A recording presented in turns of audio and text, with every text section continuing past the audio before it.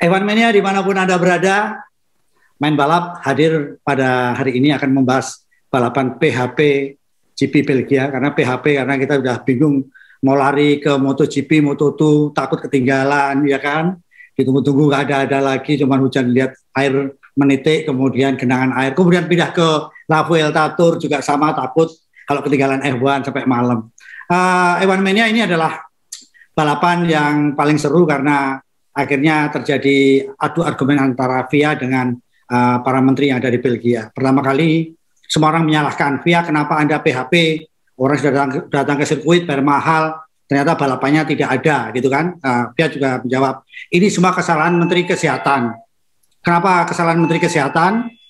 Karena Menteri Kesehatan di sana dengan BP POM-nya tidak bisa mengatur peredaran boraks dan bahan pengawet lainnya. Sehingga hujannya semalam sangat awet sekali, ya kan.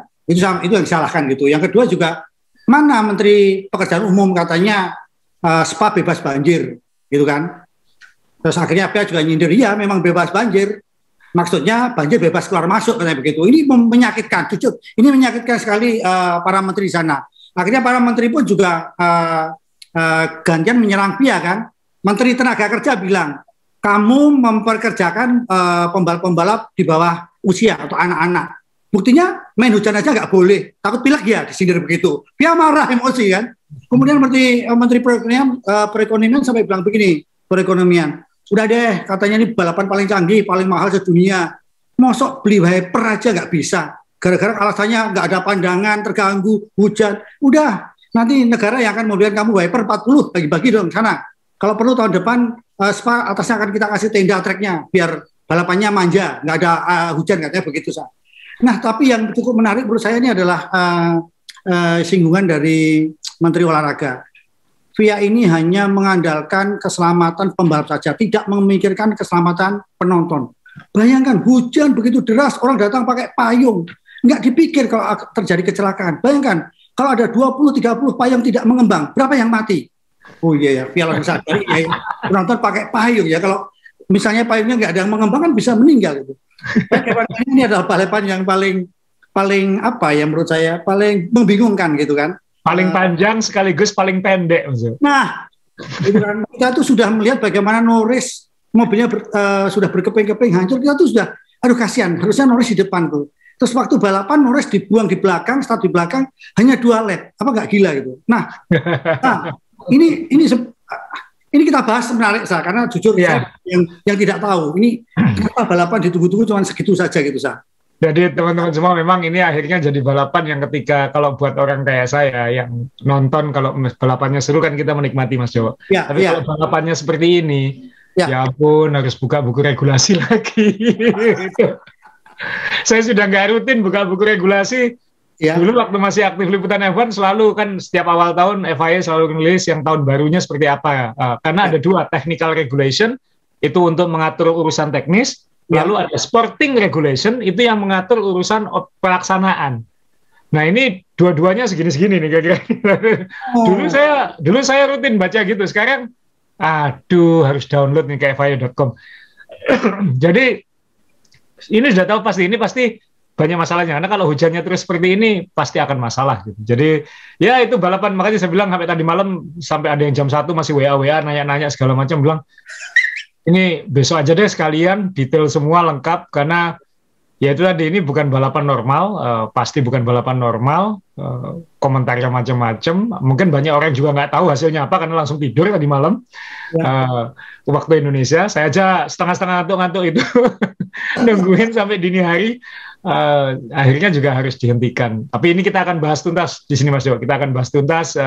Moga-moga nanti teman-teman bisa menjawab mendapatkan jawabannya kenapa Grand Prix Belgia ini jadi yang terpendek dalam sejarah dan kenapa poin-poinnya hanya setengah. Itu yang ada setengah poin, ada komplikasinya ke kejuaraan dunia juga seperti itu. Tapi sebelumnya saya mohon izin Mas Dewo ke teman-teman penggemar balap, kalau selama ini nonton podcast Main Balap Show kan selalu ada tulisan azaware.com di screen.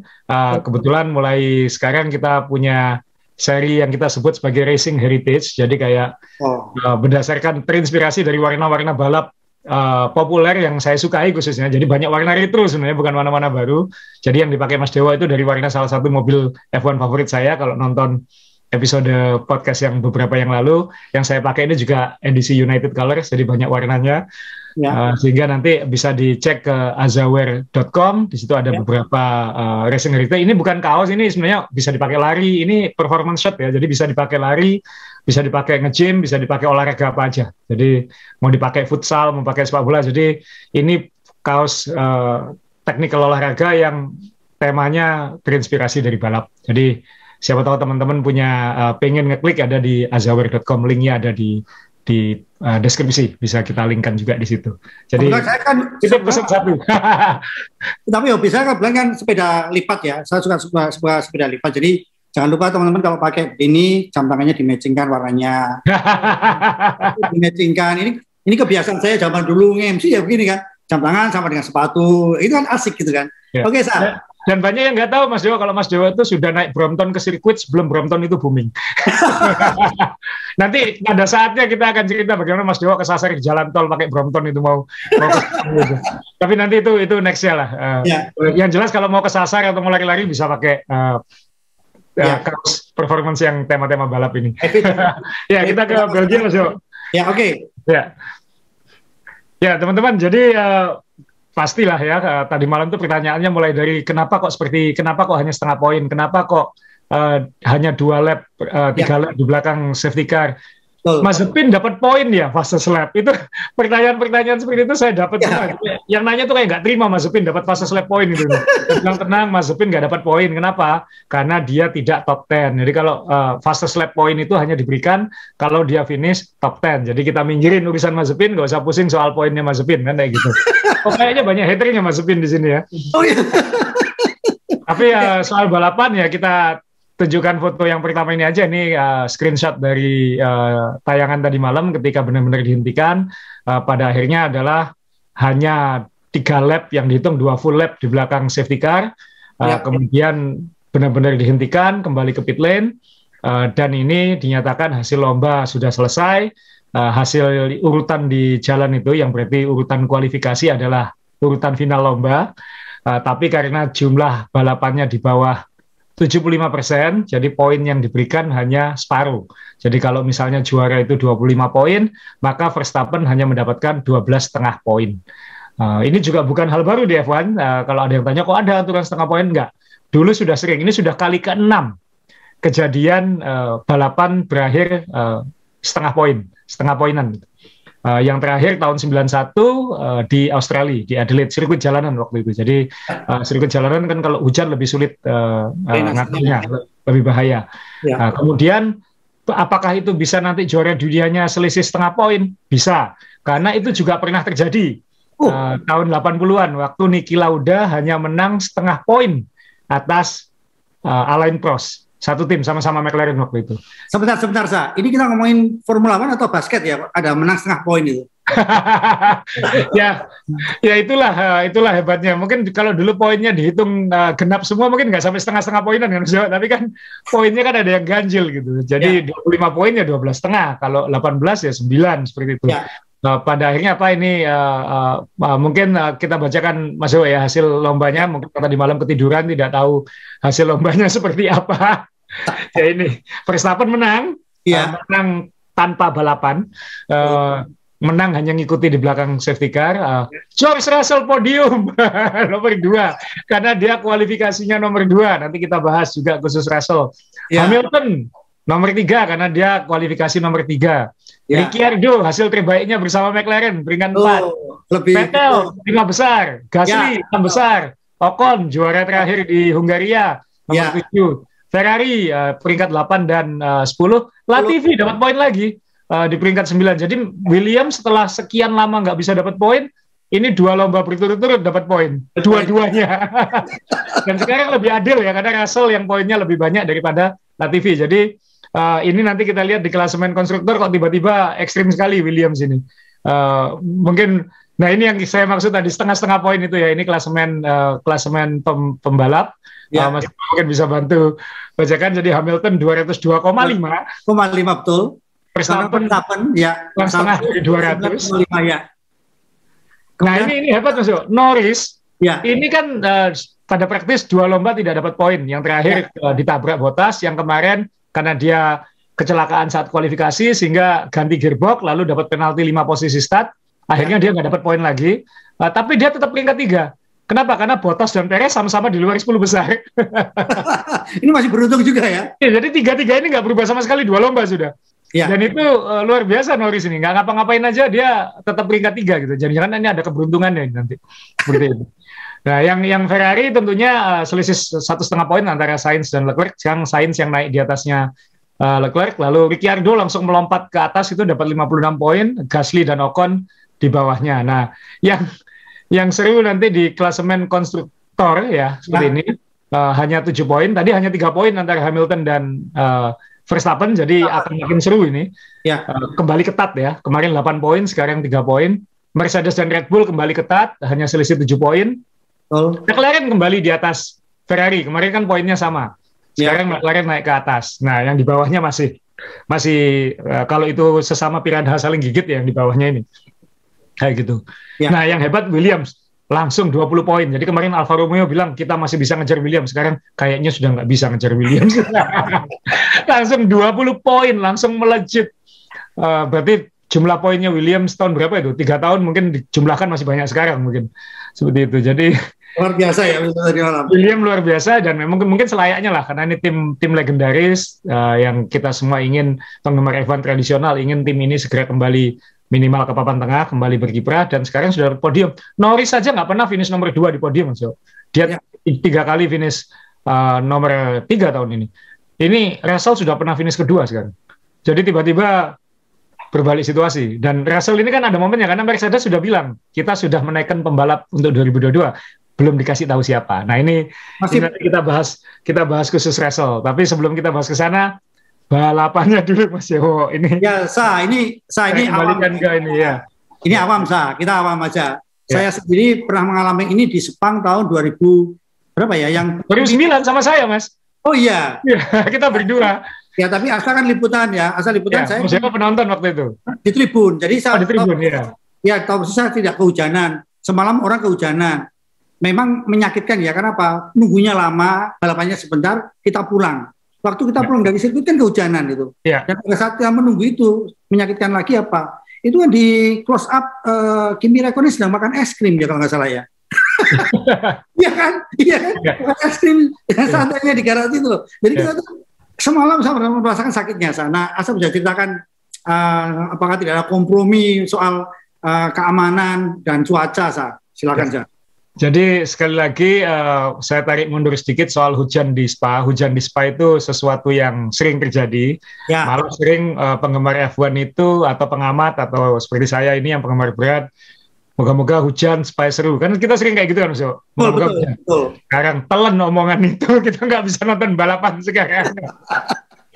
Nah, kan hujan itu kan macam-macam kan. Ada hujan yang biasa, bisa ditoleransi, bisa di stop and go, bisa dihentikan, dijalankan lagi. Tapi ada hujan yang memang tandon di atas lagi penuh, jadi mau nggak mau harus dihabiskan semua kan, kira-kira kayak gitu. Dan itu terjadi waktu terakhir memang tahun 2009 itu di Sepang, Mas Jawa. Saya juga di situ, saya di media center, dan saya bisa bayangkan ini penonton-penonton yang dari Indonesia yang saya tahu, termasuk grupnya Mas Jawa kan, ini tiketnya malam ini loh pulang. Iya betul. Jadi misalnya Minggu sore balapan, pesawatnya malam itu pulang kan, pesawat terakhir kan. Karena sirkuitnya kan sebelahan dengan bandara di Sepang. Ini kalau ditunda-tunda terus, nggak bisa pulang, ini ketinggalan pesawat semua ini. Karena Mas Jawa sama saya berdua pernah sampai dipanggil-panggil di bandara, kita orang terakhir masuk pesawat, itu pernah gara-gara nonton di Sepang ini. Jadi saya bisa bayangkan konsekuensinya ya kalau balapan seperti ini, kalau ditunda-tunda terus, itu banyak orang, ini hari Minggu, besoknya kerja, dia harus kembali ke negaranya. Kalau di Eropa mungkin dia harus nyetir pulang ke negaranya atau ngejar pesawat pulang ke negaranya dan lain-lain, sehingga konsekuensi mundur-mundur ini kan luar biasa. Harus dicatat, tadi malam itu lomba benar-benar dinyatakan selesai, itu hampir jam 7 malam waktu Belgia, waktu di Spa. Jam 7, karena di sana matahari terbenam kan jam setengah 9 malam ya, karena ini musim panas. Musim panas saja kayak gitu. Nah, itu kan berarti kan sudah sangat malam, dan memang nanti kita jelaskan lagi kenapa kok tidak bisa ditunda besoknya saja, itu ada banyak alasan-alasannya. Tapi pada akhirnya adalah itu sudah tidak mungkin dilanjutkan. Jadi akhirnya harus dihentikan. Nanti detailnya lebih jelimet lagi ya, tapi mungkin kita tata step by step dari awal dulu mungkin Mas Dewa ya. Iya. Tidak menjadi yang jelas sejak awal sebelum Grand Prix ini sudah diprediksi akan hujan 3 hari. Tapi tidak ada yang tahu hujannya bakal seperti apa. Ya. Sebagai catatan, Belgia Spa ini letaknya di hutan, kawasan hutan. Saya pernah ke sana goes, tapi sekitar situ. Jadi memang cuacanya aneh sendiri. Saya waktu itu bulan Juli itu kan harusnya puncak musim panas. Kita di Paris kepanasan, di Italia kepanasan, tapi di kawasannya Spa ini, sekitar situ, itu bisa hujan, bisa dingin. Kan aneh gitu, karena dia kayak punya iklim sendiri di situ. Ya. Sehingga hujannya itu tidak seperti di tempat-tempat lain. Kalau kita kasus yang waktu di Sepang itu memang monsun ya, maksudnya hujan badai waktu itu, sehingga balapan tidak mungkin dilanjutkan karena hujannya hujan badai. Ini hujan yang nggak selesai-selesai, kira-kira seperti itu, dan kayak menggantung gitu di kawasan hutan di sekitar Spa ini. Nah, mereka sudah tahu 3, kita sudah lihat saat qualifying hujan ganggu, qualifying kan sempat terganggu hujan juga. Ya. Dan salah satu akibatnya adalah kecelakaan yang dialami oleh Lando Norris itu. Ya. Jadi Lando Norris orang pertama yang keluar saat Q3, tapi di Aarhus, di tikungan tanjakan yang kita bahas minggu lalu itu, dia kehilangan kontrol, aquaplaning, lalu menabrak dinding dan mobilnya hancur sehingga dia tidak bisa menyelesaikan kualifikasi. Dan kecelakaan itu pasti jadi pedoman. Teman-teman ingat tahun lalu, 2 tahun lalu, pembalap F2 meninggal ya di Belgia.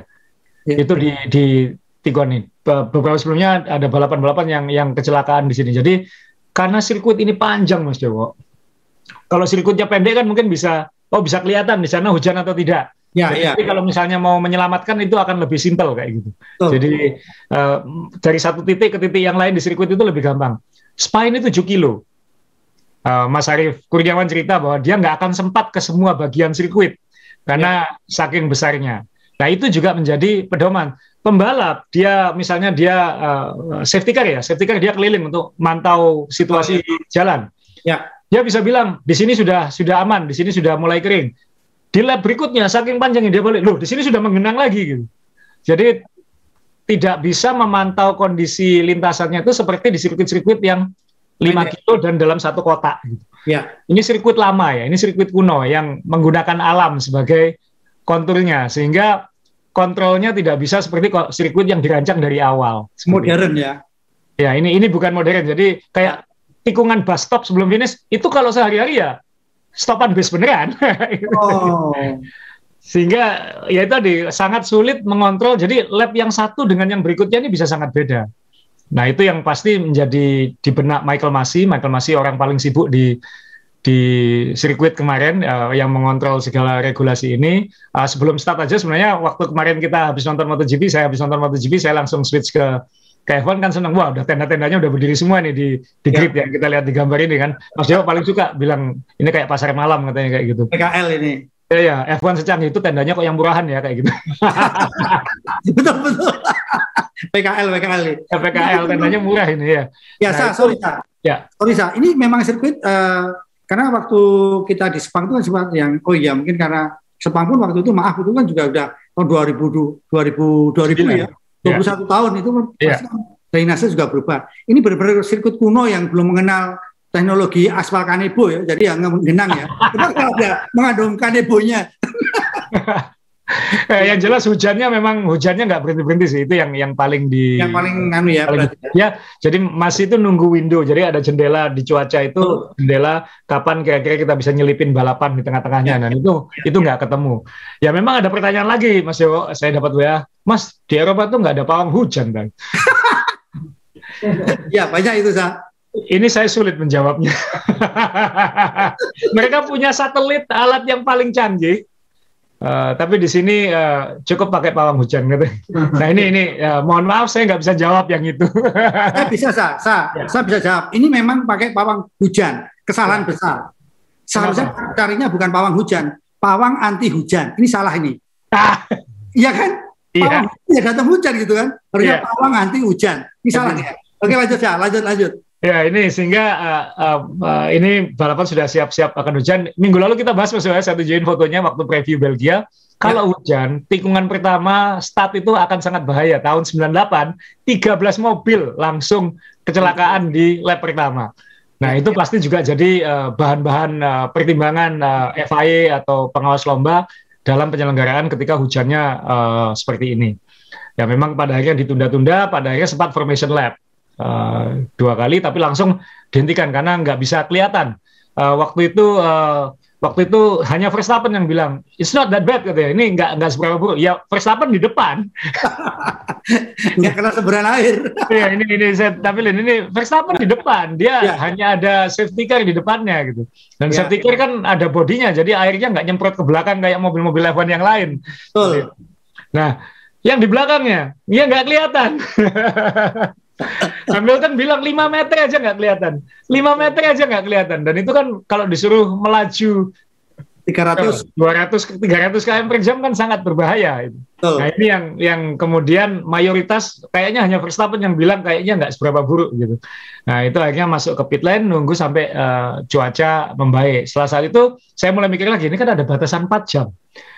Setelah begitu prosesi dimulai, dalam 4 jam itu balapan harus selesai, dan selesai itu harus minimal 75% dari total lomba. Jadi kalau itu 44 lap, ya harus 75%-nya selesai. Seperti itu, 33 kan berarti. Untuk dapat full point. Ini, ya oke lah, kita tunggu 1 jam, 1 jam setengah. 1 jam setengah, 2 jam, 2 jam setengah. Jalan-jalan, balapannya langsung, aduh ini regulasi apa lagi, ini kayak gitu. Kemudian, Michael Masi sempat di stop jamnya itu, jadi dihitung 3 jam katanya. Nanti diusahakan dalam 3 jam itu ada balapan sepanjang 1 jam. 1 jam balapan ya, dalam artian 1 jam keliling di belakang safety car pun tidak apa-apa. Yang penting mobil di lintasan. Yang penting prosedur lombanya tetap jalan pakai tanda kutip ini. Nah itu yang akhirnya dijalankan. Oke ini ada jendela yang bisa kita lakukan. Mobil-mobil keluar, tapi ternyata 2 lap, 3 lap harus masuk lagi. Nah itu akhirnya diputuskan balapannya dihentikan. Nah itu yang kemudian muncul 2 aturan yang digunakan gitu. 2 aturan yang digunakan adalah kalau untuk jumlah lomba minimum sama poin yang diberikan. Nah ini kutipannya yang pertama adalah dari artikel 6.5. Jadi kalau sprint qualifying, karena sekarang ada sprint qualifying atau lomba itu dihentikan berdasarkan artikel 50 dan tidak bisa dilanjutkan, maka tidak ada poin yang akan diberikan. Poin hanya diberikan kalau setengah poin akan diberikan kalau yang memimpin lomba sudah menyelesaikan minimal 2 lap tapi tidak sampai 75%. Jadi antara 2 lap sampai 75%. Jadi ya karena kemarin 2 lap 2 lap penuh sudah dilakukan bersama safety car, baru lap ketiga kan masuk. Nah, itu berarti ya udah dinyatakan sudah menjalani lomba. Nah itu pasal yang digunakan oleh Michael Masi untuk menentukan lomba ini sudah dinyatakan berlangsung. Kemudian soal poinnya biasanya kan gini, kalau ada lomba yang dihentikan, itu poinnya itu finishernya dihitung lap sebelumnya, bukan lap saat dihentikan. Ini kejadian tahun 2003 waktu hujan juga kalau nggak salah waktu itu, dan waktu itu yang dinyatakan menang waktu itu Kimi Raikkonen di Brasil, tapi kemudian dikoreksi bahwa yang menang Giancarlo Fisichella, mobil Jordan waktu itu. Kenapa? Karena seharusnya dihitung lap sebelumnya, 2 lap sebelumnya tepatnya, penultimate lap, jadi 2 lap sebelumnya. Nah itu yang akhirnya dikoreksi, dan di sini berarti yang dihitung adalah yang memimpin saat lap pertama. Jadi sebenarnya hasilnya ini berdasarkan kualifikasi, tapi sebenarnya juga bukan. Sebenarnya berdasarkan hasil lap putaran pertama yang diselesaikan. Jadi kebetulan tidak berubah dari hasil kualifikasi. Jadi kalau dibilang hasilnya sesuai kualifikasi juga nggak pas. Hasilnya adalah sesuai hasil lap pertama lomba. kebetulan lap pertamanya sama kayak kualifikasi, gitu aja. Itu lama-lama jadi dagelan gini kan? Bukan dagelan ya, buku hukumnya aturannya seperti itu. Katanya balapan tadi malam 2 lap, nggak ada yang salip-salipan, balapan gimana? Balapan, makanya saya pakai tanda kutip ya, air quote. Ngotot kita beli nyalip, tadi malam nyalip malah salah. Iya. Dan ini kan memang dari dua sisi Mas Ewo ya, dari sisi FIA dan dari sisi F1 sebagai promotor penyelenggara akan bilang ya kita nggak mungkin ngapa-ngapain karena situasi keselamatan dan keamanannya memaksa kita harus membuat keputusan seperti ini. Ya. Meskipun ada komentator Martin Brundle tadi malam, salah satu komentatornya bilang, saya dulu balapan dalam kondisi jauh lebih parah daripada ini gitu ya.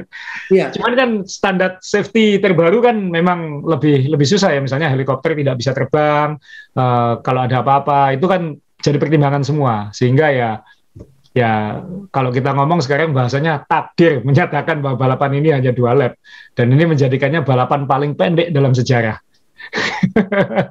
Balapan tanda kutip. Iya, makanya saat tadi malam itu kalau saya lihat balapan F1 sudah bajunya pakai baju tahan api yang hangat panas. Bayangin sekarang kalau balap sepeda loh, hujan masih jalan, jatuh pasti hancur badannya. Kan nggak ada lagi pengaman kan? Iya, gila ya, hujan aja takut. Bayangin semalam apa dampaknya balapan semalam untuk anak-anak, nggak bagus loh. Bayangin. Kita nonton di track hanya orang servis mobil semuanya memperbaiki mobil. Ke dalam garasi, lihat suasana orang bermain bola dan sebagainya. Terus ke penonton apa? Yang disut cantik-cantik.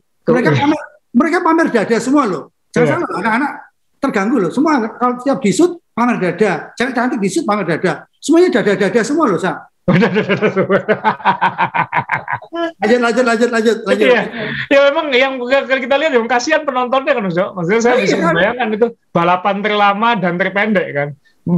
Berjam-jam menunggu di situ dan pulangnya harus malam banget karena kan pasti meninggalkan sirkuitnya udah gelap itu karena kan sudah jam 8 malam.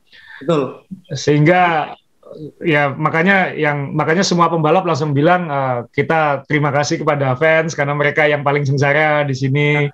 Ya, tapi ya nasib hujannya seperti itu. Jadi next time kalau kita ke Belgia lagi hujan secukupnya ya. Jangan hujan tapi secukupnya gitu. Maksudnya jangan seperti ini karena kalau nggak bisa nonton itu aja.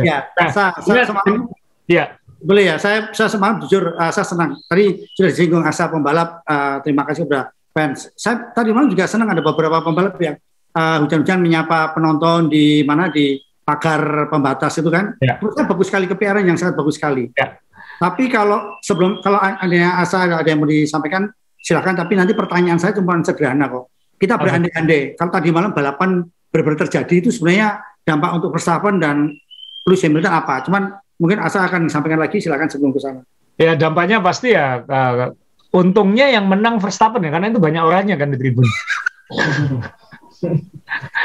Makanya sekarang ada debat juga kalau itu yang menang Hamilton gimana? Oh bisa ribut lagi nih macam-macam apalagi balapan berikutnya di Belanda gitu. Nah, ini kan Belgia tempat kelahirannya Verstappen, jadi banyak Belanda Belgia kan tetanggaan, jadi gampang sekali orang Belanda ke Belgia untuk nonton. Nah, ini yang untungnya yang menang Verstappen, jadi nggak berubah dan untungnya dua-dua timnya kan, dua-dua teammate-nya di belakang 10 besar semua, jadi murni duel 1 lawan 1 gitu. Nah, tinggal nanti kita bahas karena kualifikasi jadi penting kan Mas Ewo? Ya, kualifikasi betul, jadi penting. Yang berikutnya ini adalah saya ingin ngomong satu. Kenapa saya pengen ngomong kualifikasi? Karena terkait satu, tadi kita sudah singgung Lando Norris, kecelakaan Norris itu pasti jadi pertimbangan untuk lomba ini. Ya, betul. Kemudian yang kedua, ada Russell di situ yang spektakuler, hampir pole position. Ya. Kemudian yang kedua adalah Perez gitu. Karena Perez kan seharusnya bisa membantu Verstappen di depan, apalagi Bottas kena penalti 5 posisi. Jadi penaltinya Bottas juga nggak ada artinya juga kemarin kayak gitu. Betul, ya. Nah, Perez kan, nah ini dia. Apa yang terjadi di Perez ini juga menjadi pertimbangan pengawas lomba, Mas Jo. Karena kalau kita lihat, ini saya pasang fotonya Perez, dia pas belum pemanasannya, dia reconnaissance lap namanya, dia dari pit lane keluar mau menuju grid, mau menuju ke garis start, itu dia tabrakan, karena jalannya begitu licin. Nah ini juga jadi pertimbangan loh, kalau pelan-pelan mau ke grid aja melintir, apalagi nanti ketika balapan seperti itu. Dan ini mobilnya cukup rusak parah bagian depannya ya. Cukup rusak parah.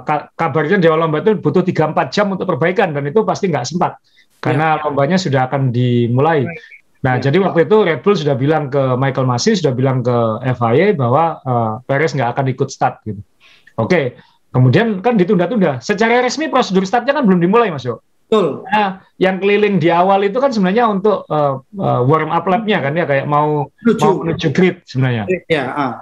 Tapi itu kan dibatalkan. Jadi secara resmi prosedur start itu belum dimulai sebenarnya. Jadi FIA juga sebenarnya sudah mikir jangan sampai 4 jamnya itu dimulai kecepatan. Karena begitu prosedur dinyatakan dimulai itu ada 4 jam itu tadi ya, yang kemudian jadi 3 jam itu. Nah, ini yang harus diawasi. Nah, gara-gara ada waktu ekstra, Red Bull lobby ke Michael Masi. Perez boleh ikut dong. Maksudnya start di belakang atau start di pit lane nggak apa-apa, tapi boleh ikut dong. Kan kalau hujan start di mana aja relatif nggak masalah, apalagi mobilnya cepat kan, Mas Jo. Kan dia bisa membantu mendapatkan poin. Lobby, dan itu kita semua nonton ya di TV bagaimana saya sukanya sekarang F1 itu ada kontak-kontakan antara Michael Masi dengan tim. Omongannya itu dipublikasikan, jadi tidak ada omongan rahasia di situ. Dan yang saya paling ketawa adalah karena pada dasarnya Perez itu diperbolehkan ikut bukan karena diizinkan sebenarnya. Secara resmi kan seharusnya dia sudah out ya, sudah nggak boleh ikut. Tapi sebenarnya dia akhirnya boleh ikut kenapa? Karena sebenarnya tidak ada pasal yang melarang. Oh. Karena ini kejadian yang belum ada presidennya, yang belum pernah terjadi. Langkah ini. Ya, kan dulu mungkin pernah tahun lalu misalnya Verstappen melintir sebelum start di Hungaria, tapi kerusakannya nggak berat, jadi sempat diperbaiki di grid sebelum start.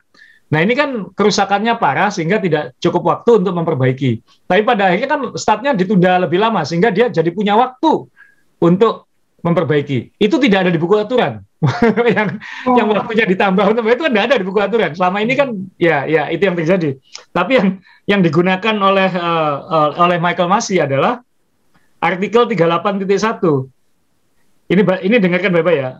Mobil manapun yang tidak menyelesaikan lap reconnaissance, lap menuju grid itu, dan mencapai grid dengan kekuatannya sendiri, tandanya tidak didorong atau ditarik, jadi mobil itu jalan dikemudikan sampai grid, dia tidak diizinkan untuk memulai lomba dari grid. Dia tidak diizinkan untuk memulai lomba dari grid. Ya. Dari pit lane boleh. Lawyernya top ini, lawyernya top. Makanya saya dulu waktu jadi komisioner Liga Basket hal-hal kayak gini-gini, saya ini supaya jangan sampai tim-tim ini memanfaatkan celah-celah aturan ini kayak gitu ya. Betul. Jadi harus jangan sampai terlalu pasal karet gitu ya. Kalau di sepak bola kita banyak pasal karetnya, jadi bisa digunakan kayak gini-gini. Nah, itu yang nah, F1 yang detail aja masih ada celahnya ini. Karetnya. Tapi kan celahnya muncul karena memang belum pernah kejadian, nggak pernah ada antara reconnaissance lap sama startnya itu selisih berjam-jam kan nggak pernah ada. Meskipun pada akhirnya nggak ada efeknya kan, maksudnya Perez tetap nomor 20 dan nggak dapat poin gitu. Ya. tapi salut saya semalam waktu restart itu jujur, saya itu hormat untuk Perez dan Kimi Räikkönen waktu start itu top. Karena apa? Dia belajar dari MotoGP yang lain pakai ban basah, dia pakai ban kering. Luar biasa. Bagaimana tidak kering mau startnya dari garasi ya? Iya kan? Tapi ya buat penonton penggemar jangan terlalu serius ngikuti ini ya. Masih kok bisa bela-bela cerita ya. Nanti dibully lagi nih. Biar bapak-bapak lagi. Lucu kering yang nggak pernah di-grade. Maaf. Jadi memang maaf. Wan Mania ini mumpung ada asa. Jadi kita awalnya siaran bareng di radio, nonton bareng, ya gini kita tuh nggak pernah serius. Karena ya kita berpikir F1 itu sudah sangat serius, sangat teknis, bagaimana kita buat menyenangkan. Nah, ini yang menarik, yang menurut saya membuat kita cerdas nonton F1 itu selalu ada hal yang baru kayak tadi kan, ternyata ada peraturan yang ada celahnya. Padahal maaf ya saya, aturan kan banyak sekali pasalnya. Iya. Kok ya bisa menemukan gitu loh. Oh, saya bisa bayangkan, ini saya mau pasang fotonya Michael Masi ya, ini orang paling sibuk di F1 tahun ini. Ini dia. Ini orangnya yang pakai sweater biru. Aduh, ini orang tadi malam ini yang di sebelah-sebelahnya masih buka buku aturan semua itu kan. Saya aja, harus download aturan ini kayak gitu. Saya bisa bayangin yang di situ yang dia harus membuat keputusan cepat, yang dia harus mempertimbangkan pertimbangan komersialnya, yang harus mempertimbangkan keselamatan. Karena di tangan dia semua kan ini balapan jalan, atau kalau jalan dipaksakan semua senang tapi membalap ada yang mati misalnya. Ya kan itu juga nggak baik buat dia. atau cedera parah. Kalau ini tidak dilanjutkan, komersialnya nanti, woi, aku nggak bisa dapat uang ini. Oh, betul. Jadi semua di tangan Michael Masi sekarang. Jadi ini orang paling terkenal di F1 sekarang. Nggak penting ketua FIA itu siapa, sama CEO F1 siapa, nggak penting. Yang paling penting ini sekarang betul. Michael Masi ini. Dan dia tahun ini kan baru kurang lebih baru tahun inilah, baru beberapa tahun terakhir sih lebih transparan. Tapi tahun ini kan karena ketatnya pertarungan ini Mas Yowa, sehingga hal-hal kecil itu jadi lebih dapat sorotan, dan itu yang membuat orang-orang seperti ini akan mendapatkan beban yang lebih berat dari normalnya seperti itu. Apalagi sekarang F1 tidak seperti dulu. Dulu mungkin ada antara main mata antara klub, ada antara tim dengan FIA dengan apa, kan kita nggak tahu karena memang nggak pernah transparan. Tapi sekarang kan Red Bull ngelobi aja dipublikasikan. Jadi kalau saya mau main mata sama Red Bull kan agak susah juga kayak gitu. Nah ini yang luar biasa gitu. Kan bisa bayangkan nggak? Mercedes kan seharusnya punya hak aja protes. Kok Perez dibolehin gitu? Ya. Kemudian bisa aja protes. Loh, kan ini menguntungkan Verstappen, dia menang tanpa balapan. Ya, tapi kan pada akhirnya aturan ini kan yang apa? Jadi pegangannya Masih ini. Jadi saya yakin pengacara tadi malam tuh pengacara buka buku semua itu tadi malam nih. Satu, pengacara tim-tim. Mercedes menanggapi Red Bull menanggapi boleh nggak Perez ini? Kita cari celah, siapa tahu Perez bisa ikut ini. Buka aturannya kayak gitu. Kemudian saya yakin pengacara-pengacara yang urusan komersil ini gimana caranya supaya TV tetap bayar? Bagaimana caranya supaya penonton ini nggak harus di-refund? Ya kan semua itu jadi perhitungan kan saya menaruh topi sebagai penyelenggara ini kan kayak gitu. Kan ada banyak yang punya kepentingan di sini. Nah, pada akhirnya memang FIA dan F1 saat menyatakan balapan seperti ini ya memang kenapa nggak ditunda aja Senin? Mereka hanya bilang karena berbagai macam alasan kita tidak mungkin menyelenggarakan hari Senin, nggak nyebut apa. Jadi kan secara hukum dia nggak bisa disalahkan. Memang ya yang faktor utama pasti keselamatan, tidak mungkin balapan dijalankan. Yang faktor kalau ditunda Senin, ya kalau Senin itu kering, kalau masih hujan. Kalau hujan masih parah, kemudian logistiknya berat. Sekali lagi ini bukan sirkuit normal, ini sirkuit yang panjang sekali seperti itu. Dan harus diingat ini memang habis liburan, tapi habis Belgia ini ada 2 lomba lagi berturut-turut. Ya kan, dari sini langsung ke Belanda, ya Belgia Belanda dekat mungkin bisa diatur. Tapi habis itu harus ke Italia lagi yang sangat melelahkan, yang Monza itu dekat Milan ya. Jadi ada 3 lomba berturut-turut dan itu sangat melelahkan untuk semua kru F1. Saya pernah liputan 2 lomba berturut-turut aja capeknya minta ampun, apalagi mekanik kru yang nggak bisa pulang kan. Gitu. Dan ini kita belum singgung bahwa kalender yang sudah mulai difikskan kan. Jadi komplikasinya masih banyak sekali di sini. Nah, tapi saya kira ini mungkin ya mau tidak mau nasib ya harus seperti ini. Ini yang paling rugi pasti penonton Mas Yo. Penonton TV mungkin nggak terlalu rugi ya. Kita paling nggak nonton balapan ketiduran atau tidur kayak gitu aja capek. Tapi penonton yang ke sirkuit, yang sudah kehujanan, yang sudah bayar mahal, yang mungkin nggak berani ke toilet takut ketinggalan action kan kayak gitu. Iya. Mungkin karena hujan kencing semua di tribun itu kan kita nggak tahu. Ya, tapi benar Sa. Jadi teman-teman yang pengen ke sirkuit kadang-kadang pengen nonton ke sirkuit. Jujur kalau menonton F1 itu paling enak ya di TV. Karena semua lingkungan kita bisa menikmati. Kalau kita nonton langsung cuma sepintas gitu kan. Ini belum pulang, pada saat pulang nanti kita berebut transport menuju ke bandara, menuju ke kereta api dan sebagainya. Tapi jujur semalam itu saya seneng ya. Saya kalkulasi ini gila ya. Selama orang nonton Formula One, jarang ada orang datang itu berangkat membawa payung sendiri, berangkat membawa jas hujan, enggak semuanya. Payung semuanya itu beli di mall area. Bayangkan tadi di malam tuh merchandise segitu banyak, berapa saya bilang itu, payung di atas 500 ribu, jas hujan 250.000 ya kan? Gila menurut saya gitu kan. Tapi orang sana udah pengalaman ini Belgia ini bawa jas hujan. Kalau lagi karena untuk kenang-kenangan pulangnya kan. Tapi sorry maaf kembali pertanyaan saya tadi yang tadi saya sampaikan. Ini berandai-andai saja ya. Kalau kondisi memang agak sedikit normal dengan balapan trek basah lah. Anggap aja F3 ya. Semalam kita lihat F3 dulu ya. F3 ya. F3 kan lumayan basah kan, lumayan basah kan. Ya. Seandainya agak basah daripada F3, ini menurut Asa gimana dengan penampilan Red Bull dan 2 aja Red Bull lawan Mercedes dari kualifikasi dan latihan kemarin? Memang ini akhirnya spekulasi Mas Yoga, karena kan tidak ada contoh konkretnya. Ya, andai-andai aja, andai-andai. Kalau kita lihat qualifying pasti sudah kelihatan Verstappen pole position, sedangkan 2 Mercedes saat latihan pun juga kesulitan mengalahkan Red Bull meskipun sangat tipis selisihnya. Kemudian Bottas sempat ngomong bahwa setelan kami sebenarnya bukan terlalu cocok untuk hujan. Jadi dari situ aja mungkin kita bisa membaca bahwa Red Bull mungkin lebih siap sekarang untuk hujan. Mungkin sekali lagi nggak terbukti, nggak teruji karena tidak terjadi balapan. Kondisi basah dan hujannya beda di F3 dengan F1 gitu. Maksudnya F3-nya kan pagi mungkin masih lebih enak, hujannya lebih deras di siang sore hari sehingga F1 lebih kena. Jadi kita nggak bisa bicarakan juga kira-kira siapa yang lebih unggul. Yang jelas Verstappen pasti akan mencurahkan segalanya kan, Mas Yo, karena dia kan memang butuh menang. Beda dengan Hamilton, dia butuh menang. Dan ini ya yang jelas yang kita lega adalah Grand Prix Belanda nanti akan kering, akan sunny, akan terang. Jadi moga-moga tidak ada hal seperti ini lagi. Tapi ya sudah, ini udah untungnya buat Verstappen, Mas Yo, mesinnya jadi hemat. Jadi dia dia kan sudah jelas pasti akan pasang mesin keempat sebelum musim berakhir, tapi dengan Belgia ini tidak ada lomba, berarti kan hemat 300 kilo kira-kira umur mesinnya itu, dan itu mungkin memperpanjang umur mesin itu satu lomba. Nah, itu ada nanti ya. Tetap akan ada ganti mesin, mesin baru dan penalti, tapi sekarang lebih fleksibel satu lomba. Jadi tidak lagi harus mau nggak mau harus sekarang nggak. Mungkin kita masih bisa pakai ini di Belanda yang pasti karena butuh maksimal di situ di kandang sendiri.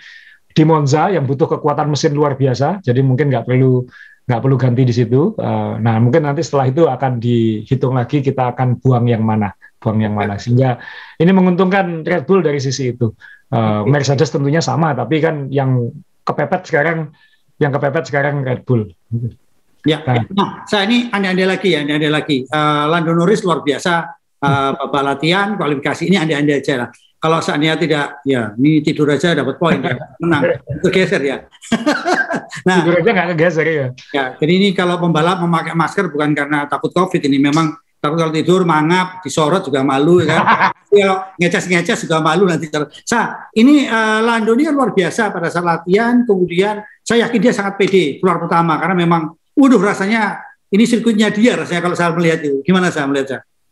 Kan kita selalu bilang, Mas, peluang terbesar McLaren untuk menang adalah Belgia dan Monza. Oh iya. Hilang satu dan dia sangat mungkin pole position. Nanti habis ini kita ngomong Russell ya, Mas, karena kan kalau Russell aja bisa seperti itu kan Lando harusnya Lando ini kan sejak latihan pede banget di depan, dan situasi hujan kan mungkin dia akan menunjukkan kemampuannya yang belum pernah kita lihat sebelumnya seperti itu. Iya. Dia sangat kompeten dan dia pede banget keluar duluan waktu Q3 itu kan.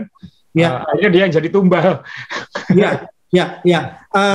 Ya, memang kalau melihat dari mobil yang berkeping-keping seperti itu, ini kan jadi bayangkan ini kan kan luar biasa kan saya. Ini kan kalau lihat mobilnya, ini kan bayangkan mobil seperti ini masih bisa diperbaiki dalam waktu besok pagi sudah bisa untuk balapan. Tapi gearboxnya harus ganti, Mas. Gearboxnya harus ganti, dan itu bikin dia harusnya 10 besar, dia jadi akhirnya peringkat 13 atau apa kalau nggak salah. Jadi karena kan dia harus ganti gearbox. Seandainya dia tetap di nomor 10 nggak ganti gearbox, dapat 1 poin. Setengah poin. Iya, dapat 1 poin kan. Atau mungkin lebih karena Bottas mundur 5 posisi. Ya adalah pokoknya intinya seandainya dia nggak ganti gearbox, dia pura-pura nggak ganti gearbox aja misalnya kayak gitu kan, dapat colongan poin. Iya. Ya apapun harus terima kasih pada Lando Norris ini karena memang luar biasa ini, tontonan yang sangat luar biasa pada saat menabrak Des itu dampaknya ke Menteri Perdagangan Indonesia, langsung ditelepon, tolong dikirim, katanya ada pakaian dari Indonesia yang cocok untuk hujan dan trek basah. Langsung kan dikirim 1 Boeing penuh GT Man anti slip. Gitu. Dalam. Sekarang kembali ke Russell, ini gila loh ini. Sangat gila ya. Ini gila. Podium tanpa balapan. Benar, saya mau tanya, layak nggak dia mendapatkan ini? Sangat layak. Dan kita semua tahu dia Mr. Saturday, dia jagoan kualifikasi, selalu mampu membawa Williams-nya ke Q3 atau minimal Q2, mengalahkan mobil-mobil yang lebih cepat. Dan ketika qualifying itu kaget semua pemain bola, saya masuk, kok dia bisa purple ya, bisa ungu ya, bisa catatan waktunya kok, waduh, ini bisa minimal 5 besar ini. Nggak pernah kebayang 2 besar apalagi pole position. 5 besar ini, 5 besar ini. Terus kemudian dia tak pole position kan seperti itu. Tapi di belakangnya masih ada Hamilton, masih ada yang lain gitu. Verstappen, Hamilton masih di belakangnya. Kemudian Hamilton finish di belakangnya. Tak, Hamilton masih di belakangnya Russell. Pole position ini. Tapi kemudian ada Verstappen yang lewat pole position kan, sehingga dia dapat start nomor 2. Dia bilang, wah ini luar biasa. Kalau besok kondisinya masih setengah hujan kayak gini kan, berarti dia sudah menunjukkan saat hujan kualifikasinya kayak gitu. Ini pasti aman poin lah. Nggak pernah bayangkan podium ya, podium kita nggak tahu, tapi aman poin gitu. Ternyata balapan tanda kutip kan, sehingga akhirnya dia tetap finish kedua dan dapat poin.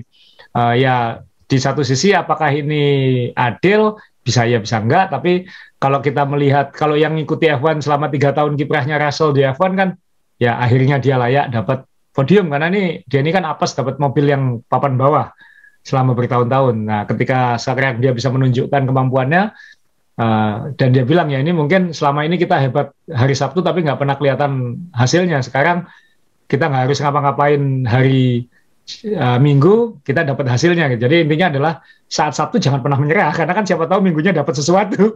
Jadi intinya dalam hidup, lesson kalau saya selalu diajarkan Mas ya, kalau ada sesuatu kan kita kejar ya, apapun jangan terlalu mikir, karena nanti pasti akan ada hasilnya lah. Hasil itu akan datang gitu. Nah, ini karmanya Russell dapat podium, ini ada fotonya dia juga di atas podium. Ya dia senang-senang, aku udah lama pengen di sini kok kayak gitu. Jadi dia dapat podium ya luar biasa, dan mungkin ini juga pertanda dia sebenarnya sudah ditekan Mercedes. Karena berita lebih penting daripada Russell naik podium adalah apakah dia akan di Mercedes. Karena Toto Wolff sebelum saat dimulainya Grand Prix Belgia akhir pekan kemarin sudah ngomong, kita sudah membuat keputusan siapa akan menemani Hamilton 2022, cuman kita belum bisa ngomong. Dan saat Russell sama Bottas sama-sama ditampilin di preskon juga, dua-duanya juga nggak ngasih ngomong, juga nggak ngasih petunjuk apa-apa. Tapi indikasinya sih sudah Russell, gitu, indikasinya. Jadi ya, Russell ini seandainya tidak boleh, misalnya opsinya dia tidak boleh mengganggu Lewis Hamilton nanti ke depan misalnya. Kalau Hamilton sendiri nasibnya kayak Marc Marquez, banyak sialnya itu. Peluang dia kan jadi besar, jadi nggak perlu nyikot, tapi saya kan peluang untuk menang besar gitu kan. Yang itu yang tidak bisa dimaksimalkan oleh Bottas kan, Mas Jo? Ya. Karena sudah ya, karena sudah bertahun-tahun, 2017, 18, 19, 20, 21, 5 tahun. Satu pembalap belum tentu dapat kesempatan 1 tahun di tim papan atas. Ini 5 tahun di mobil terbaik, 5 tahun. Dulu Senna dan Prost saja bisa saling sikut, bisa sama-sama juara dunia kok. Dan siapa saja yang di Williams, waktu Williams masih dominan, Damon Hill aja bisa juara dunia, Jacques Villeneuve bisa juara dunia, ya kan? Alain Prost juara dunia di situ, Nigel Mansell juara dunia di situ. Jadi Nico Rosberg aja juara dunia bersama Lewis Hamilton. Jadi Bottas tidak bisa menyalahkan siapa-siapa dalam hal ini. Mungkin komprominya yang jelas adalah Wolff kan bilang siapapun yang tidak dipilih dia tetap akan mendapatkan yang baik tahun depan. Jadi perkiraan saya mungkin ini tukar kursi mungkin. Tukar kursi ya? Ya, tukar kursi. Iya, tapi ini menarik ya. Kayak misalnya tadi Bottas nggak bisa menunjukkan, kemudian kalau Perez kemarin kan waktu Verstappen banyak pecah, dia masih bisa podium 1 si Pereznya. Ini kan tanda-tanda maksud saya ada peluang yang bisa dimaksimalkan gitu Sa. Ini Bottas kan banyak sekali yang hilang gitu kan. Betul. Bottas sampai sekarang belum menang, setelah 12 lomba belum menang tahun ini. Sedangkan Perez saja yang meskipun sebenarnya lebih belepotan sudah menang 1 lomba. Sabtunya dia selalu menang, selalu lebih bagus daripada Lewis Hamilton ya Sabtunya ya. Si Bottas. Si Bottas ya kualifikasi. Sering lebih baik daripada Hamilton, tapi tidak bisa memaksimalkan. Itu kendalanya. Nah ini kan Red Bull juga sudah pasti kan, karena Perez kan sudah diperpanjang untuk tahun depan. Nah, tinggal sekarang konfirmasi di AlphaTauri apakah masih Tsunoda dan Gasly. Kalaupun dua-duanya masih ya, katanya sekarang Red Bull sedang mencarikan kursi untuk Albon. Jadi kalau Albon nggak dapat tempat di AlphaTauri, mungkin akan dipinjamkan ke siapa gitu. Ya sekarang kita tahu yang punya lowong kan cuman Alfa Romeo, Williams mungkin sama Haas mungkin.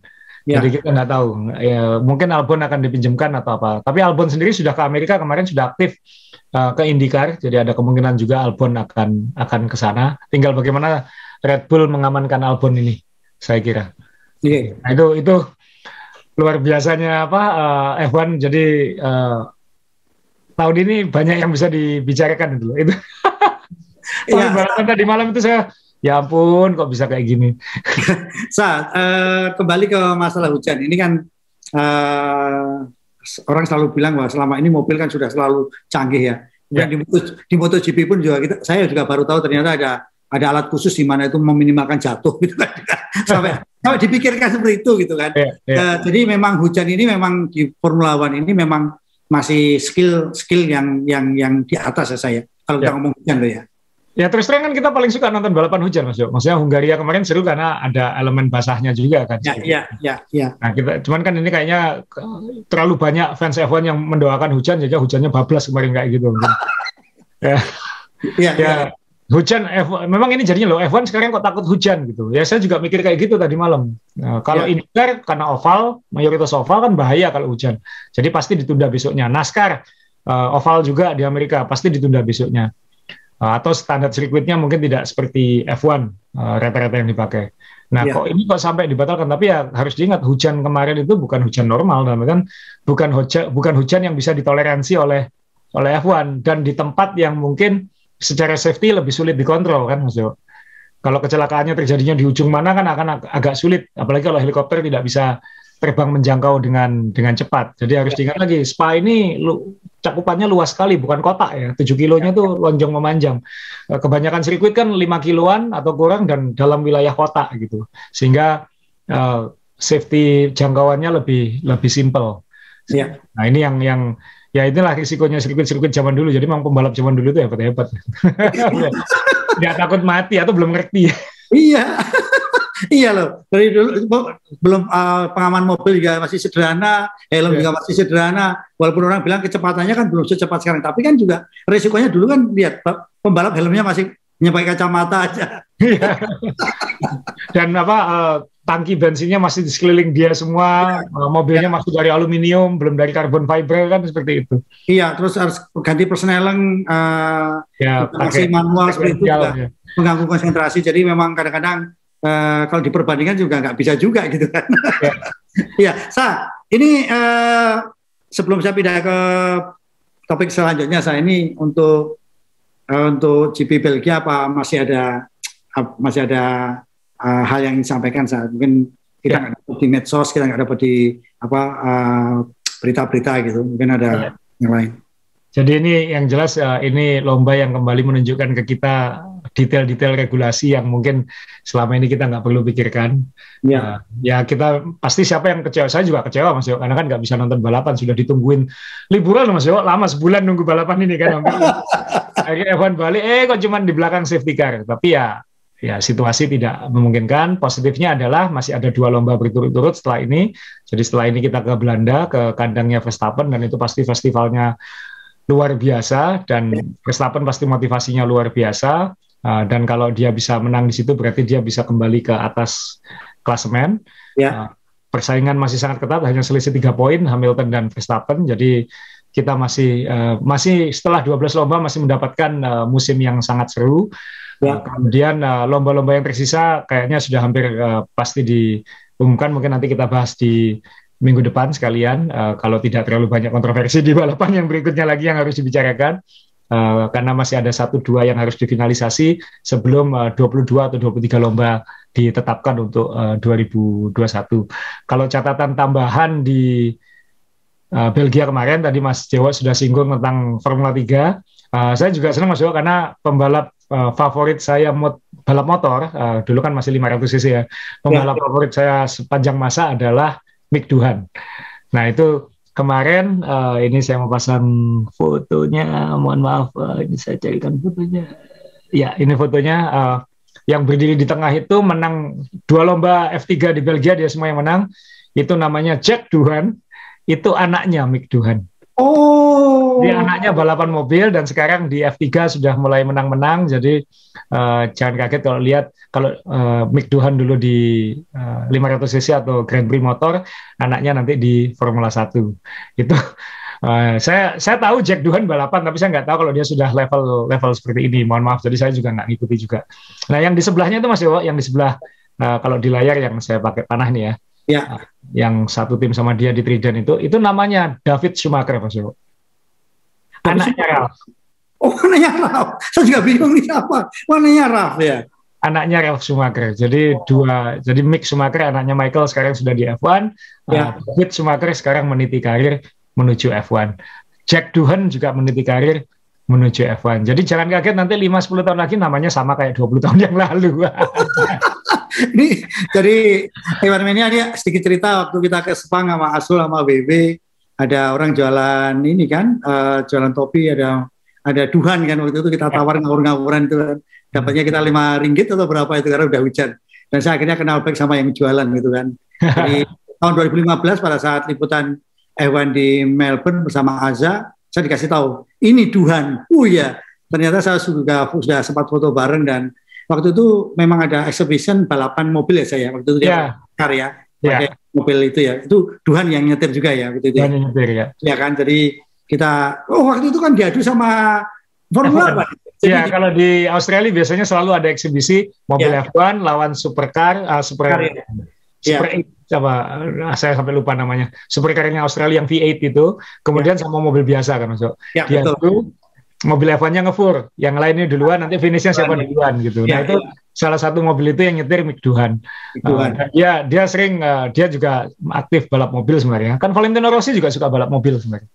Jadi jangan kaget kalau Rossi pensiun balap motor, tahun depan dia ikut entah itu rally, entah itu touring car, atau apa kan, atau Le Mans mungkin kan kita nggak tahu nanti Rossi akan ikut yang mana. Nah satu lagi Mas Yo, soal anak-anak pembalap ini, kan sudah ada beberapa yang lolos ke F1 seperti sekarang. Ada yang sekarang masih agak kesulitan kayak anaknya Gianalesi itu, Giuliano kan sekarang lagi balapan di Jepang karena kebuang dari Formula 2, tapi juga masih mencoba masuk. Ada satu lagi sebenarnya anaknya Montoya juga sebenarnya sudah mulai balapan. Sekarang kira-kira masih SMP gitu, tapi dia udah mulai meniti karir ke balapan Formula. Jadi jangan kaget itu tadi 5-10 tahun lagi yang balapan ya Schumacher lawan Montoya, dan mungkin sekarang ketemu lawan Doohan seperti itu. Ya, jadi ini genetik apa?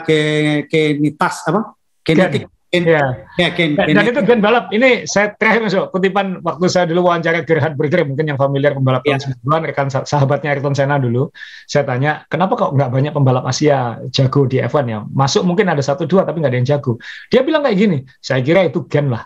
Dia jawabannya gamblang banget, gen. Orang Eropa itu apa aja dipakai balapan katanya. Kuda diajak balapan, sepeda dipakai balapan, motor dipakai balapan, mobil dipakai balapan, ski dipakai balapan. Ski sambil menembak juga balapan. Ski nembak dipakai balapan. Jadi kita tuh apa aja kita balapin kayak gitu. Sehingga gennya memang gen balapan gitu. Iya, sayang ya. Mungkin kalian lebih hebat di bela diri, di apa gitu ya. Ya, di satu sisi itu wajar-wajar aja sih omongannya. Cuman kan kalau dipikir iya orang Eropa itu apa aja dibalapin. Betul saya. Nah, kalau seandainya Raja Mataram dulu menyerang Eropa, mungkin di sana gen balapannya jadi hancur karena kita ajarin alon-alon, waton kelakon gitu kan. Jadi saya kalau ngomong gen tadi saya mau menanggapi Asam yang benar, hebat mana antara manusia dengan ini guyon waktu kuliah maaf. Jadi waktu itu kan hebat mana manusia dengan herder. Hebat manusia dong, manusia bisa memelihara herder, bisa melatih herder. Tidak, manusia itu bapaknya tentara belum tentu anaknya tentara, ya kan? Bapaknya dokter belum tentu dokter, ya kan? Bapaknya pembalap belum tentu pembalap. Kalau herder, anaknya pasti herder gitu kan. Itu apa dimarahin ngawur gitu kan. Siap. Iya. Ada bisa untuk balapan minggu depan kira-kira siapa yang berpeluang dalam arti tim-tim mana yang mendulang poin lah gitu. Kira-kira tim mana saja? Sekali lagi tidak ada sampel yang bisa diambil dari Belgia, jadi kita tidak tahu setelah liburan itu seperti apa. Yang jelas Verstappen di kandang sendiri harus menang, dan dia memang harus menang karena poinnya masih ketinggalan. Kedua mobil masih imbang, mungkin Red Bull dan Mercedes. McLaren dan Ferrari, kemarin Ferrari underperform ya, tapi kita nggak tahu nanti seperti apa. Jadi ya saya memasuki Grand Prix Belanda itu seperti akan memasuki Grand Prix Belgia ini, Mas. Jadi masih tanda tanya yang saya punya untuk Belgia akan saya bawa ke Belanda. Jadi kita masuki Grand Prix Belanda open mind aja lah. Kita nikmati nanti seperti apa. Moga-moga harusnya nggak hujan. Jadi dan kalau teman-teman berdoa hujan, tolong agak presisi doanya ya. Hujan secukupnya. Kan kalau bilang Tuhan berikanlah hujan, dikasih seperti ini ya nggak bisa nonton balapan kayak gitu. Jadi Asa sebagai narasumber saya hari ini, kalau saya tanya juga ternyata pakai ilmu lampu mati. Jadi nggak berani dia punya prediksi. Jadi pakai ilmu lampu mati itu maksudnya hanya penuh raba-raba gitu kan. Jadi belum berani memastikan. Oke. Ya, Evan Mania, satu pelajaran yang bisa kita petik dari Belgia semalam, balapan hujan, lintasan basah, kemudian sekali lagi saling menyalahkan para menteri dan menteri komunikasi cukup bijak waktu itu. Kenapa para VIA tidak belajar minta nomor teleponnya sirkuit? Kenapa? Kalau basah, biasanya kalau ditelepon tuh langsung kering. Nah itu kan bisa untuk balapan kan.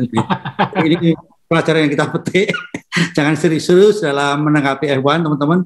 Silakan kalau ini guyon-guyon saja juga di bawah, semakin asik juga kalau kita lihat komentar teman-teman. Sekali lagi ini terbuka dan siapa tahu podcast kita ini bisa di-share ke teman-teman yang lain yang memang senang Formula One, bisa kumpul bareng di sini, kita siapa tahu bisa nabung dan ke spa ya saya. Target kita tetap pergi nonton bareng ya kalau sudah nggak pandemi sama teman-teman ya, nonton F1 kemana gitu ya. Oke, baik. Masih ada tambah lagi Asa sebelum saya tutup? Cukup. Tidak ada? Ya.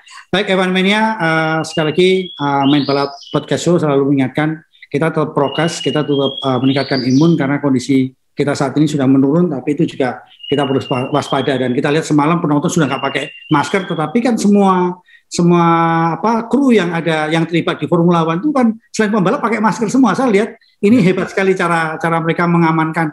Kalau sampai ini klaster baru ini ditutup kan yang rugi bukan hanya F1 tapi penonton juga. Nah ini yang mungkin kita terapkan dalam keluarga kita, lingkungan kita, ya siapa tahu kita segera normal. Gitu saya. Ya. Baik, besok kita ketemu di GP Belanda.